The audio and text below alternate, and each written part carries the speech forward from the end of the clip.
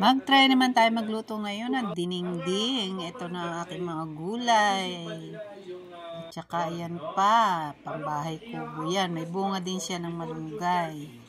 At saka meron din akong saluyot. Ayan.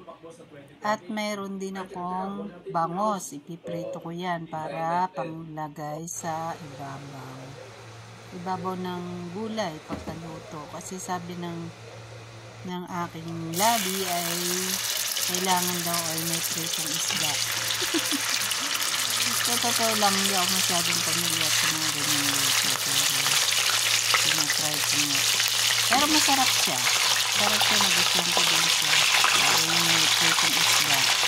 Nilalagay ko yan pagka tapos ng iluto. Pero sabi ni labi, dapat daw siya ay ilagay sa pakuluan ng sa gulay. Ayan, ilalagay ko ng tubig. Lagyan ko siya ng bagoong.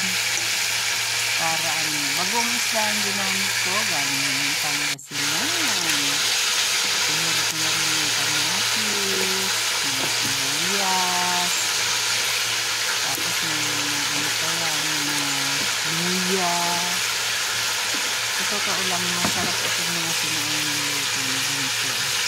Gaya ng yung una niluluto ng ating mga matatanda. Diba?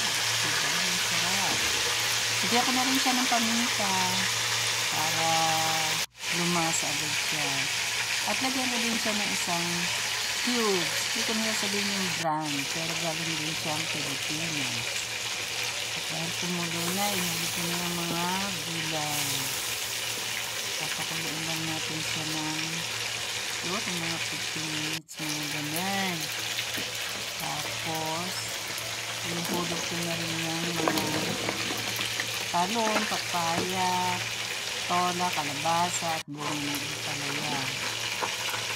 Inuna ko yung saluyot kasi dito ang saluyot ay madaling maluto. Kaya, ganyan. Ayan. At ang palaya nga ay madali din maluto. Kaya last yan. Patola. Ayan, sa mga patola. Hintayin ko na lang siyang lumambot. Kaunting lambot. Palambutan natin yan. Haluin natin yan. At dahil nga luto na din ang aking bangos, ayan, mapula-pula na. Bangos.